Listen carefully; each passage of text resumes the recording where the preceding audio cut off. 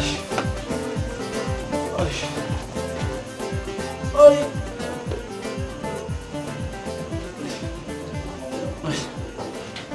Ay.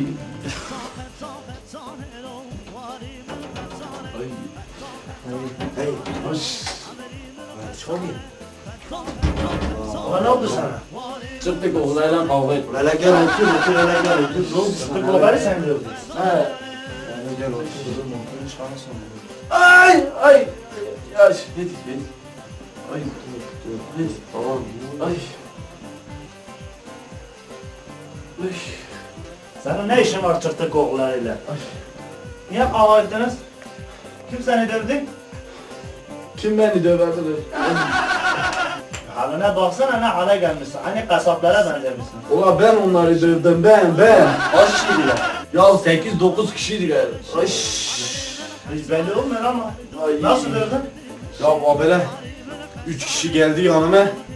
Ben havayla sürdüm. Kırt ay! Ay! Ay!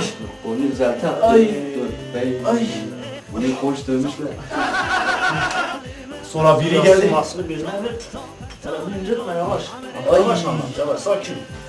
Hah, sonra ne oldu? Sonra bir tanesi geldi. Karşıma abele döndü, ben kalktım. Biri de arkamda durdu. Ama abele yürüdüm. Abele Yavaş. bir tane vurdum, ay! Ay! Yavaş, yavaş, Ay yavaş, kol, yavaş. ayağımı güzel, ayağımı. Ay!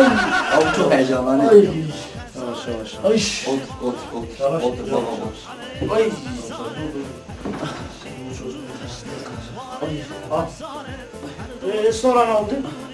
Sonra işlerinden bir tane iri yalı bir tane ayı vardı, dağ kaçkını bilirsin. Ama geldi yanıma. Ben ama abele döndüm. Kış! Ay! Babam yavaş. Ay! Güzel bak.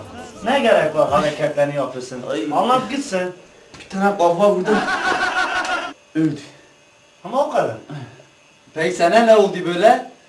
Ya ben de bir tane sinek He, sinek. abreme konmuştu. Abre. Al buraya. He. Bir tane abreme vurdum, bir tane imrak vurdum, kafama vurdum. Sinek uçtu, kafama vurdu. Sonra demirsin düşmüş kolumun üstüne. He. Dedim ama öyle kolumla bir tane duvara vurdum, abi kolumu vurdum duvara, kolumu da kırdım. Kolumu duvara vurdum, düştüm yere. Öyle kaldım. Bu hale geldin ha? He. Sen çırtık oğlu bu sinek çırtık oğullarından daha şeymiş, güçlüymüş. Ya sorma, 10 kişiyi öldürdüm, sineği öldüren. Demek ki bu sinek var ya, tuttuk kollarından daha marifetliymiş ha. Bizi bu hale getiren sinek.